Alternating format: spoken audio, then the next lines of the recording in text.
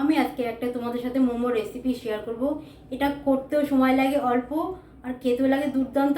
আর আমি মোমোটা করব ঘরে থাকে যেসব উপকরণ আছে সেই সব দিয়েই করব। মোমো করার জন্য প্রথমে আমি এখানে বেশ কিছুটা মুরগির মাংস কিমা করে নিয়েছি। মোমো করার জন্য দেখো আমি কি কি নিয়েছি: বাঁধাকপি কুচি, গ্রেট করা গাজর, অল্প একটু লঙ্কা কুচি, পেঁয়াজ কুচি, ধনেপাতা কুচি। মোমো করার জন্য প্রথমে আমি বেশ কিছুটা ময়দা নিয়েছি। এবার আমি ময়দাটাকে জল দিয়ে মেখে নেব। আর ময়দাটাকে মাখার জন্য আমি একটা বড় পাত্র নিয়েছি।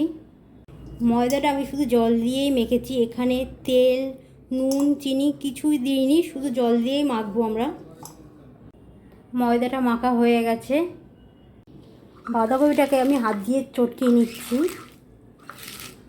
বাঁধাকপিটা চটকানোর পর বাঁধাকপিটা কত সুন্দর নরম হয়ে গেছে।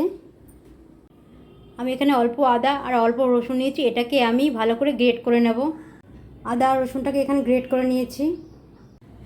এবার এখানে অল্প একটু পাতিলেবুর রস দিচ্ছি, পেঁয়াজ কুচি,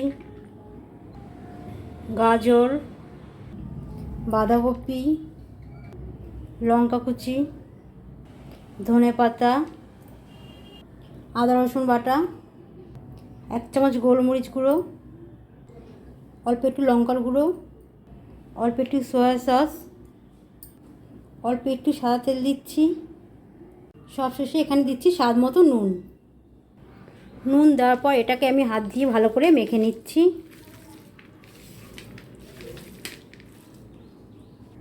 মাখা হয়ে গেছে।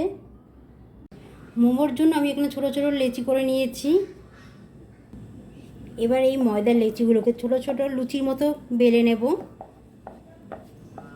দেখো খুব বেশি বড় একটা করিনি, একদম ছোটোই করেছি।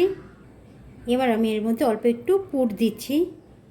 এবার আমি মোমোর শেপ তৈরি করব। তোমরা যেমন পারো তেমন করবে, আমি যেমন পারছি তেমনই করছি।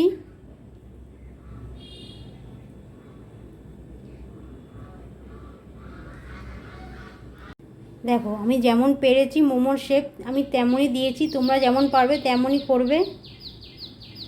আমি কিন্তু আমার পছন্দ মতনই মোমোর শেপ দিয়ে মোমোটাকে রেডি করে নিয়েছি। মোমো ভাপানোর জন্য আমি এখানে স্টিলের ঝুড়ি নিয়েছি। ঝুড়ির গায়ে অল্প আমি সাদা তেল ব্রাশ করে দিয়ে দিচ্ছি। এবার মোমোগুলো ঝুড়ির মধ্যে আমি এক এক করে সাজিয়ে নেব। ঝুড়ির মধ্যে মোমোগুলো সব সাজানো হয়ে গেছে। মোমোগুলো সাজানোর পর উপর থেকে আবার আমি অল্প করে সাদা তেল ব্রাশ করে দিচ্ছি। তেল দেওয়ার পর উপর থেকে অল্প একটু লঙ্কার গুঁড়ো ছড়িয়ে দিচ্ছি। এবার আমি একটা গামলার মধ্যে বেশ কিছুটা জল দিয়েছি। এবার আমি এই মোমোর ঝুড়িটা গামলার উপরে রেখে দিলাম। রেখে দেওয়ার পর উপর থেকে একটা ঢাকা দিয়ে রেখে দিচ্ছি। ঢাকা দিয়ে 20 থেকে 25 মিনিট মোমোটাকে ভাপিয়ে নেব। 20 থেকে 25 মিনিট পর এবার ঢাকনাটা আমি সরিয়ে দিচ্ছি। দেখো কত সুন্দর মোমোটা ভাপানো হয়ে গেছে।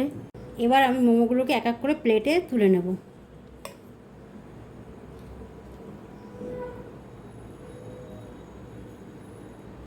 দেখো মোমোর ভিতরটা কত সুন্দর সিদ্ধ হয়েছে।